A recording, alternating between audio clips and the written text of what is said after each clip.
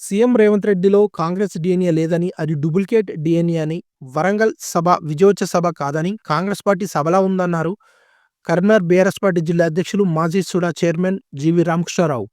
మానకొండూరు మండల కేంద్రంలో ఆయన ఏర్పాటు చేసిన మీడియా సమావేశంలో ఆయన మాట్లాడుతూ, కాళోజీ నారాయణరావు, ఇందిరాగాంధీ మహనీయుల గురించి కనీసం 7 నిమిషాలైనా మాట్లాడని సీఎం రేవంత్ రెడ్డి అన్నారు. రేవంత్ రెడ్డి మాట్లాడిన 34 నిమిషాలు, అందులో 22 నిమిషాలు కేసీఆర్ తిట్టడానికే మాట్లాడారని చెప్పారు. అభివృద్ధి చేసింది ఏం లేదు కాబట్టి కేసీఆర్ తిట్టడమే ప్రధాన ఎజెండాగా పెట్టుకున్నారన్నారు. ఉద్యమ సమయంలో కరీంనగర్ జిల్లాకు వచ్చి గన్పెట్టి బెదిరించిన వ్యక్తి రేవంత్ రెడ్డి అని, మహిళలను ఆదాని అంబానీ లెక్క చేసుడు కాదు, వారికి ఇచ్చిన హామీలు నెరవేర్చాలని ఆయన డిమాండ్ చేశారు. కాంగ్రెస్ ప్రభుత్వం వచ్చిన నుండి రియల్ ఎస్టేట్ మొత్తం పడిపోయిందని, రెవెన్యూ దెబ్బతిందన్నారు. కేసీఆర్ కుటుంబ సభ్యులు కృష్ణార్జులని, రేవంత్ రెడ్డి సోదరులు బిర్లా రంగాలని ఎద్దేవా చేశారు. కేటీఆర్, హరీష్ రావు అన్నీ కోల్పోయిన కుటుంబాలకు భరోసా కల్పిస్తున్నారని చెప్పారు. కేసీఆర్పై మాట్లాడిన మాటలకు బేషరతుగా వెనక్కి తీసుకొని కేసీఆర్కు, తెలంగాణ ప్రజలకు సీఎం రేవంత్ రెడ్డి క్షమాపణలు చెప్పాలని వారు డిమాండ్ చేశారు. తెలంగాణలో కేసీఆర్ పేరు లేకుండా చేస్తాననడం రేవంత్ రెడ్డి అవివేకాన్ని చూపుతుందన్నారు. తెలంగాణ అంటేనే కేసీఆర్, కేసీఆర్ అంటేనే తెలంగాణ అని చెప్పుకొచ్చారు. ఈ కార్యక్రమంలో బీఆర్ఎస్ పార్టీ మండల అధ్యక్షులు, మాజీ జెడ్పీటీసీ తాళ్లపల్లి శేఖర్ గౌడ్, షాద్రాజ్ యాదగిరి, పిట్టల మధు, నెల్లి మురళి, పిండి సందీప్, శంకర్ ముద్రాజ్, ఎరకల శ్రీనివాస్ గౌడ్, పురం అనిల్ తదితరులు పాల్గొన్నారు.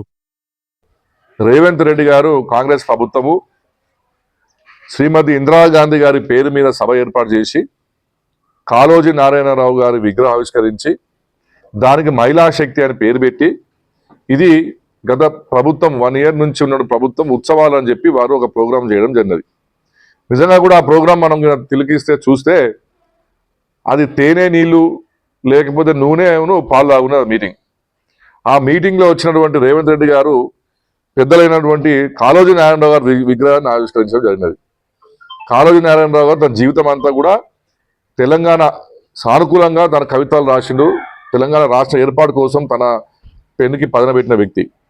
తను ఒక పద్యం చెప్పిన ఆ రోజు, ప్రాంతేతడు మోసం చేస్తే ప్రాంతం అవతల పరుగుకొట్టాలి, ప్రాంతం వాడు మోసం చేస్తే ప్రాంతంలో పాత పెట్టాలని చెప్పిండు. ఆ రోజు రేవంత్ రెడ్డి గారిని ఉద్దేశించి ఎన్నడో వెనకడ ఒక పద్యం రాసుంటాడు మన కాళోజీ నారాయణ గారు. తెలంగాణ ఉద్యమం సమయంలో ఇదే రేవంత్ రెడ్డి గారు చంద్రబాబు నాయుడు యొక్క మాట మీద కరీంనగర్ జిల్లాకు గన్ పట్టుకొని వచ్చి ఉద్యమకారుల పైన గన్ను పెట్టినటువంటి చరిత్ర రేవంత్ రెడ్డిది. ఇవాళ అటువంటి వ్యక్తి ఇవాళ కాళోజీ నారాయణరావు గారి ఒక మహానుభావుని యొక్క విగ్రహం ఆవిష్కరించినట్టు మాత్రం ఇది మాకు చీకటి రోజు అని మేము భావిస్తున్నాం. అందుకే వాళ్ళు ఎన్ని చెప్పారంటే ఇందిరాగాంధీ జయంతి గారి పేరు మీద వారు ప్రోగ్రాం పెట్టారు. ఎంత ఘోరం అంటే రేవంత్ రెడ్డి గారు 34 నిమిషాలు మాట్లాడినారు. అందులో మా 34 నిమిషాల మహిళల గురించి మాట్లాడింది కేవలం 8 నిమిషాలు మాత్రమే. శ్రీమతి ఇందిరాగాంధీ గారి గురించి మాట్లాడింది కేవలం 3 నిమిషాలు. ఇక మిగతా 22 నిమిషాలు మొత్తము కేసీఆర్ గారి తిట్టడానికి కోసమే వారు వాడిను.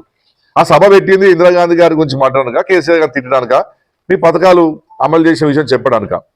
రేవంత్ రెడ్డి గారు ఎందుకు మాట్లాడలేకపోయారంటే వారు చేసింది ఏమీ లేదు కాబట్టి ఏదో రకంగా ఆ సభలో కొంతసేపు మాట్లాడిన ఉద్దేశంతో 22 నిమిషాలు కేసీఆర్ గారిని దాటిగా తిట్టుకుంటా అసభ్యమైనటువంటి మాదాలు వాడుకుంటా తిట్టడం జరిగినది. దీన్ని మేము చాలా తీవ్రంగా ఖండిస్తున్నాం. ఈరోజు శ్రీమతి ఇందిరాగాంధీ గారి చరిత్ర చాలా గొప్పది మన దేశ రాజకీయాల్లో. ఆమె కొన్ని చీకటి చరిత్ర ఉన్నప్పటికీ ఎమర్జెన్సీ విషయంలో మిగతా విషయాల్లో శ్రీమతి ఇందిరాగాంధీ గారు దేశానికి ఎంతో చేశారు. ఆమె బ్యాంకులను నేషనలైజ్ చేయడం జరిగినది. ఆమె అదేవిధంగా దాన్ని ఏమంటారు, బంగ్లాదేశ్నే పాకిస్తాన్ నుంచి విడగొట్టి ప్రపంచ దేశాల్లో కూడా గుర్తింపు పొందినటువంటి మహా నాయకురాలు ఆమె. మదర్ ఇండియా అని పిలిచిండ్రు. వాజ్పేయి గారు పార్లమెంట్ లో కాళీమాత అని చెప్పడం జరిగినది. గరీబ్ హఠావో అని చెప్పి ప్రోగ్రామ్ టేకప్ చేసింది. గ్రీన్ రెవల్యూషన్ టేకప్ చేసింది. ఇవన్నీ చెప్పడానికి మరి రేవంత్ రెడ్డి గారి చరిత్ర తెలియదు, ఇందిరాగాంధీ గారి చరిత్ర. ఏ ఒక్క మంత్రి కూడా కనీసం ఇందిరాగాంధీ గారి గురించి మాట్లాడే సందర్భాలు లేవు ఆ సభలో. అంతమంది మాట్లాడిన సుమారు 8-9 మంది మాట్లాడితే ఎవరు కూడా ఇందిరాగాంధీ గారి గురించి మాట్లాడలేదంటే ఇవాళ మనకు క్లియర్గా ఏమర్థమవుతుంది, రేవంత్ రెడ్డి గారి డిఎన్ఏ అంతా కూడా కాంగ్రెస్ డిఎన్ఏ కాదు. పేరుకు కాంగ్రెస్ ప్రభుత్వం కానీ పాలించేది మాత్రం ఒక డూప్లికేట్ కాంగ్రెస్ నాయకుడు పాలిస్తుంది. కాబట్టి ఇవాళ శ్రీమతి ఇందిరాగాంధీ గారికి అంత పెద్ద 107 జయంతి ఉత్సవాలని చెప్పి వారి గురించి కనీసం ఒక 7 నిమిషాలు కూడా మాట్లాడే దుస్థితిలో ఇవాళ కాంగ్రెస్ పార్టీ ఉందంటే ఇవాళ కాంగ్రెస్ శ్రేణుల ద్వారా మీరు ఎప్పటి నుంచో కొన్ని సంవత్సరాల నుంచి కాంగ్రెస్ పార్టీలో కార్యకర్తలు మీరు ఇవాళ విచారించుకోవాల్సిన అవసరం ఉన్నది. మీ నాయకురాల చరిత్రనే మీ మంత్రులకు ముఖ్యమంత్రి తెలియదు అంటే ఇక దానంత ఘోరం ఏమైనా ఉంటుందా అని చెప్పి కూడా నేను ఇవాళ కాంగ్రెస్ పార్టీ నేను ప్రశ్నిస్తున్నాను. ఇవాళ నిజంగా కూడా నిన్న సభతోటి ఇందిరాగాంధీ గారి ఆత్మ, కాళోజీ నారాయణరావు గారి ఆత్మ క్షోభించిన విషయం చెప్పడంలో ఎటువంటి సందేహం లేదు. నిజంగా కూడా చాలా బాధాకరమైన విషయం. నేను ఇందిరాగాంధీ గారి గురించి ఒక విషయం కూడా ఎవరు మాట్లాడలేదంటే, ఇవాళ వాళ్ళు పెద్ద పెద్ద ఓడింగ్స్ పెట్టి మొత్తం అన్ని పేపర్లో గింత పెద్ద పెద్ద అడ్వర్టైజ్మెంట్లు, ఇందిరాగాంధీ గారి మీద పెద్ద పెద్ద రైటింగ్లు, లక్షల కోట్ల రూపాయలు ఖర్చు పెట్టి దీనికి మహిళా శక్తి అని వందనము, మహిళా ప్రగతి అభినందనము, ఇక్కడేమో ఇందిరాగాంధీ గారి జయంతి ఉత్సవాలు, ప్రజా విజయ ఉత్సవాలు అని చెప్పి వాళ్ళు 3-4 స్కీమ్ల గురించి రాసిండ్రు. ఈ పేపర్లు ఇచ్చిన అడ్వర్టైజ్మెంట్ కి, నేను జరిగిన ప్రోగ్రామ్ కి, ముఖ్యమంత్రి గారు మాట్లాడిన మాటలకు ఏ మాత్రం పొందున లేదన్న విషయం మన కళ్ళకు కనబడ్డట్టున్నది నిన్న మీటింగ్. నిజంగా కూడా అది మహిళలకు సంబంధించిన అంశం అయితే రేవంత్ రెడ్డి గారు మీకు కొత్త స్కీమ్ లో అయితే ప్రవేశపెట్టలేరు, మీతో కాదు. కనీసం రాష్ట్ర ముఖ్యమంత్రి, మాజీ ముఖ్యమంత్రి గారు తలపెట్టిన స్కీమ్లను మీరు ముందు తీసుకోవాలి కదా. మరి ఇవాళ నిన్న మీరు తులం బంగారం గురించి ప్రస్తావన లేదు మీ మీటింగ్ లా. మీరు స్కూటీ, కాలేజీ పిల్లలకు స్కూటీ ఇస్తా ఉన్నారు, స్కూటీ మీద ప్రస్తావన లేదు. 18 ఏళ్ళు నిండిన గృహిణులకు నెలకు 2500 ఇస్తా ఉన్నారు, దాని మీద ప్రస్తావన లేదు. విడో పెన్షన్స్ 4000 రూపాయలు ఇస్తా ఉన్నారు, దాని మీద ప్రస్తావించలేదు.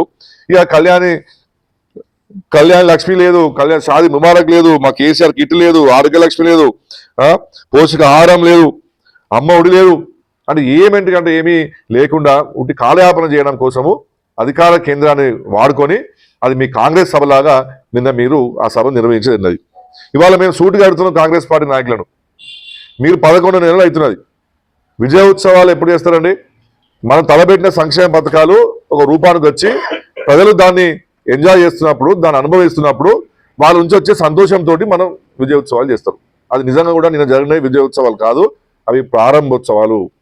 ఇంతవరకు కూడా దరఖాస్తు స్వీకరించి సంవత్సరం అవుతున్నది, ఒక లబ్ధిదారు కూడా వాళ్ళు ఇల్లు ఇవ్వలేని సంగతి మీ అందరికీ తెలిసిందేనే. అంతేకాకుండా కీలకమైన కమిటీలు వేసిరు, 4 రోజుల కింద అమలు చేయాలి పథకాలని చెప్పేసి. ఆ కమిటీలు ఇంతవరకు మీటింగ్లు పెట్టలేదు, గ్రామ సభలు నిర్వహించలేదు, లబ్ధిదారుల జాబితా తయారు కాలేదు. ఇవి ఏమి లేకుండా దేనికోసం పెట్టినట్టు ఈ మీటింగ్ అని మేము అడుగుతున్నాం. ఇది విజయోత్సవాలు కాదు, ఇది మహిళా శక్తి మీటింగ్ కాదు, ఇది ఉత్తి మీటింగ్ అంతే. కేవలం మీ మాటలు కేసీఆర్ తినడం కోసం పెట్టినటువంటి మీటింగ్ లాగానే మాకు అనిపిస్తున్నది. అంతే తప్పించి ఇంకా మీకు రుణమాఫీ కూడా మీరు చక్కగా చేయలేదు. రుణమాఫీ కూడా ఒక మంత్రి ఒక్కొక్క లెక్క చెప్తున్నాడు. మరి ఏమి చేయనప్పుడు మీరు ఎందుకు ఈ విజయోత్సవాలు పెట్టారని చెప్పి కూడా మేము ప్రశ్నిస్తున్నాం. ఇవాళ ఒక చాలా పెద్ద మాట మాట్లాడుతున్నారు రేవంత్ రెడ్డి గారు.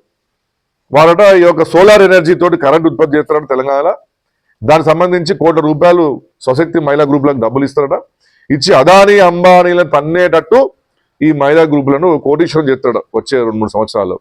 నేను అడుగుతున్నా, ఉన్నోళ్ళను కోటీశ్వరం చెట్టే మీరు చేయలేదు కానీ వాళ్ళని బికార్లను చేయకండి మా తెలంగాణ మహిళని చెప్పి నేను రేవంత్ రెడ్డి గారు చెప్తున్నాను. మీరు సోలార్ ఎనర్జీ ప్రాజెక్ట్ పెడతారో లేదో దేవుని కనుక, కానీ కనీసం ఒక మహిళలకు కూడా మీరు సోలార్ లాంతా కూడా మీరు ఇవ్వలేని పరిస్థితి ఇవ్వాలి. మీ కమిట్మెంట్ ఏందో తెలుసు. అదానికి అమ్ముడుపోయిన మీరు ఇంకా మీరు అదానీను అంబానీని తనదనే విధంగా తెలంగాణ మహిళలను మీరు చేస్తారా? చూస్తారా ప్రజలు మీరు ఏ పాటు గౌరవిస్తూ తెలంగాణ మహిళలకని? కాబట్టి ఇవన్నీ ఉట్టి ముచ్చట్లన్నీ దయచేసి మీరు పక్కన పెట్టాలని చెప్పి మాట్లాడుతున్నాం. ఇలా కేసీఆర్ గారిని ఉద్దేశించకుండా 11 సంవత్సరాల తెలంగాణ నెలలో కేసీఆర్ గారు చెప్పిన బెల్ట్ షాపులతో మగవాళ్ళు బాగా తాగి తందనాలు ఆడుతున్నారు, వైన్ షాపులని, హాఫ్ బాటిల్ ఫుల్ బాటిల్ మాట్లాడారు. నేను రేవంత్ రెడ్డి గారిని ఒకటి అడుగుతున్నా, దమ్ము ధైర్యం ఉంటే మీరు రేపటి నుంచే నిషేధం అమలు చేయండి. లిక్కర్ మీద నిషేధం అమలు చేసి తెలంగాణ ప్రజలకు లిక్కర్ ఇవ్వకుండా చేయండి, మేము సంతోషిస్తాం. 11 నెలల నుంచి నీ ప్రభుత్వం ఉంటుంది, వైన్ షాపులు నడుస్తున్నాయి, లిక్కర్ షాపులు నడుస్తున్నాయి, బెల్ట్ షాపులు నడుస్తున్నాయి, తెలంగాణ ప్రజలు తాగుతున్నారు ఎవరు ఇష్టం వచ్చిన వాళ్ళు. నువ్వేమో కొత్తగా పెద్ద నీతి సూత్రం చెప్తే ఎట్లా? దమ్ము ధైర్యం ఉంటే రేపటి నుంచి నువ్వు అమలు చేయి, లిక్కర్ నిషేధం అమలు చేయి. దాన్ని తప్పకుండా నాలాంటి వాళ్ళు మీకు 100% మీకు స్వాగతిస్తాం. నిన్న రేవంత్ రెడ్డి గారి మాటల్లో నా దగ్గర పైసలు ఏమీ లేవు, ఈ యొక్క దివాలా కోర అయిపోయింది ప్రభుత్వం అని చెప్పడం జరిగింది మిత్రులారా. నిన్న వారు ఏం చెప్పారు? 18,500 కోట్ల రూపాయలు రెవెన్యూ వస్తే 6,000 కోట్ల రూపాయలు మేము జీతాలు ఇస్తున్నాము, ఇంకా 6,000 కోట్లు మేము వడ్డీ కలుపుతున్నాము, ఇక నా దగ్గర మిగిలింది 5,000 కోట్లు అని చెప్పారు. అంటే ఆయన చెప్పడం ద్వారా అర్థం ఏమవుతుందంటే రానున్న రోజుల్లో నేను ఎటువంటి సంక్షేమ పథకాలు నేను చేయలేను, పెట్టలేను, అవన్నీ కూడా పిచ్చి మాటలే, ఉట్టి మాటలే అని చెప్పగానే రేవంత్ గారు చెప్పడం జరిగినది. ఏ రాష్ట్రం కానీ ఎవరు కానీ అప్పులు చేయకుండా ఉన్న రాష్ట్రం దేశంలో ఏం లేవు. కేసీఆర్ గారు అప్పులు చేసిందల్లా కూడా పెద్ద పెద్ద ప్రాజెక్టులు కట్టి అప్పులు చేసిండ్రు, థర్మల్ ప్రాజెక్టు కట్టడానికి అప్పులు చేసిండ్రు, ఇప్పుడు ఇన్ఫ్రాస్ట్రక్చర్ డెవలప్మెంట్ కోసం అప్పులు చేసిన పిచ్చి నీలాగా రాష్ట్రం నడపడానికి కోసం మాత్రం కేసీఆర్ గారు అప్పులు చేయలేదు. ఇవాళ రేవంత్ రెడ్డి గారు ముఖ్యమంత్రి అయిన తర్వాత మొత్తం యావత్ తెలంగాణలో రిజిస్ట్రేషన్స్ మొత్తం కూడా పడిపోయినాయి. 42% రిజిస్ట్రేషన్లు పడిపోయినాయి. మొత్తం రియల్ ఎస్టేట్ మొత్తం దందా మొత్తం మూతపడ్డది. నీకు దమ్ము ధైర్యం ఉంటే రెవెన్యూ జనరేట్ చేయి, నీ తెలివితేటలు ఉపయోగించుకొని ఏ విధంగా రాష్ట్రానికి వదలు రావాలని దాని మీద నువ్వు మైండ్ పెట్టాలి తప్పించి వెనక ఎన్టీ రామారావు గట్ల చెప్పిన ఒక మాట, మీరు గురువు నా దగ్గర ఏమున్నది మూడు తప్పించాను అన్నట్టే ఇవాళ చెప్పకనే ఇవాళ వారు చెప్పడం జరిగినది. తెలంగాణ ప్రజలు గమనించుకోవాలి.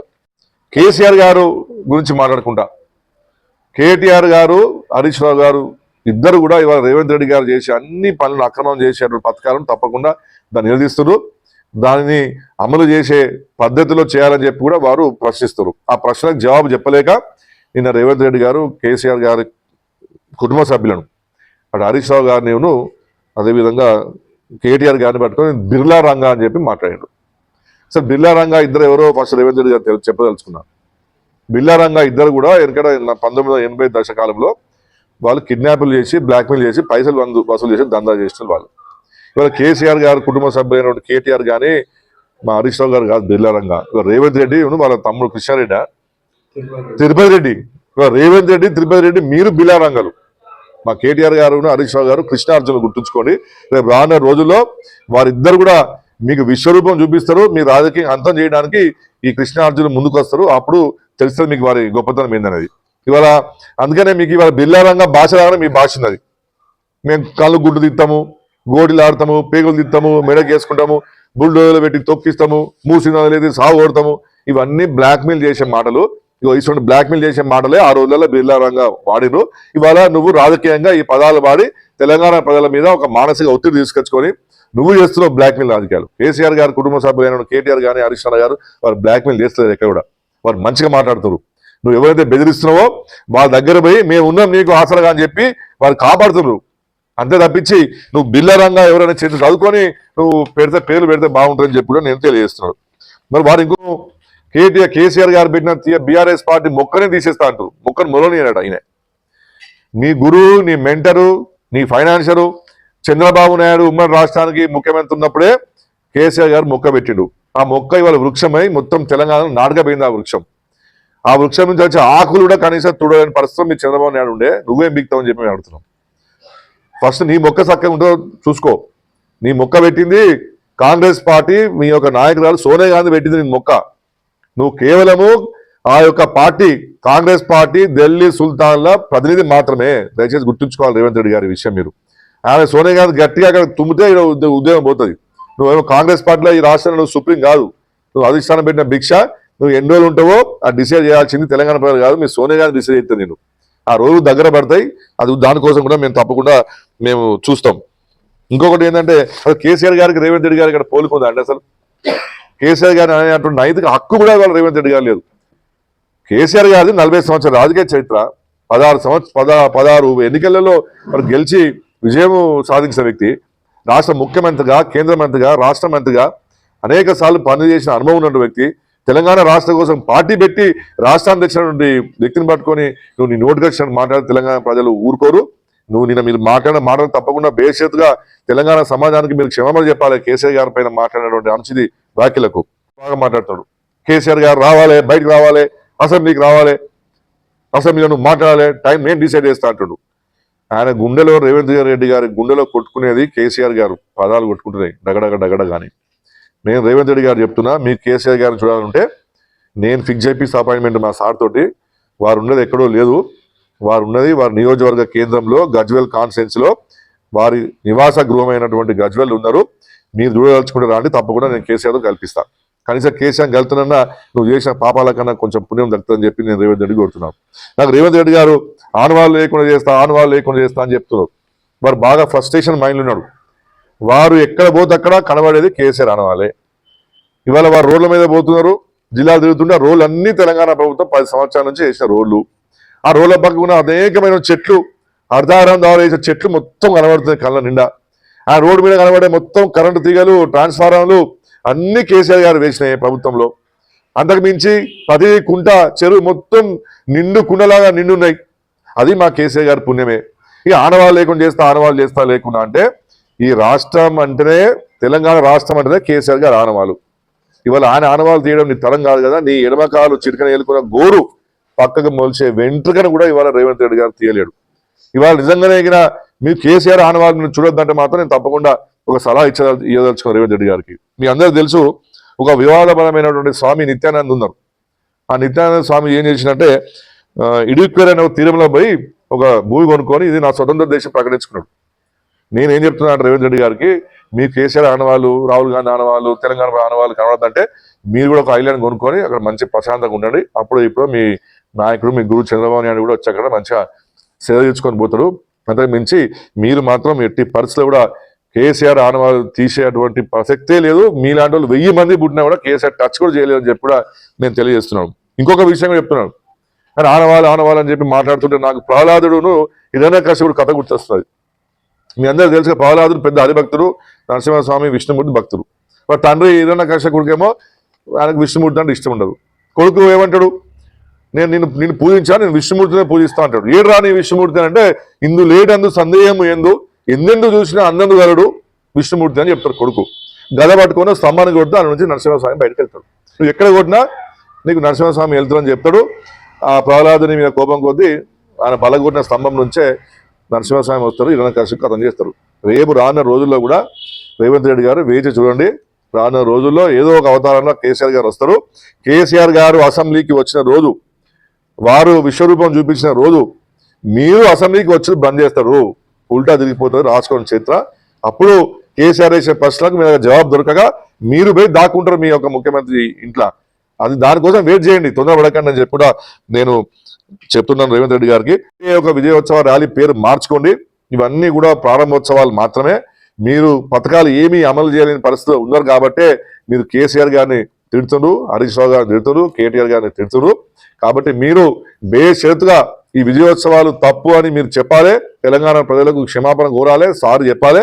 చెప్పి వెంటనే మీరు రేపు సిరిసిల్లలో ఇప్పుడు జరిగే సభలో కూడా ఇది విజయోత్సవ ర్యాలీ కాదు, మేము ఏమి సాధించలేదని చెప్పి కూడా మీరు ఆ ప్రజల ముందర ముక్కు నీళ్ళు దాచి క్షమాపణ చెప్పని చెప్పి మేము కాంగ్రెస్ పార్టీ నాయకులు డిమాండ్ చేస్తున్నాం.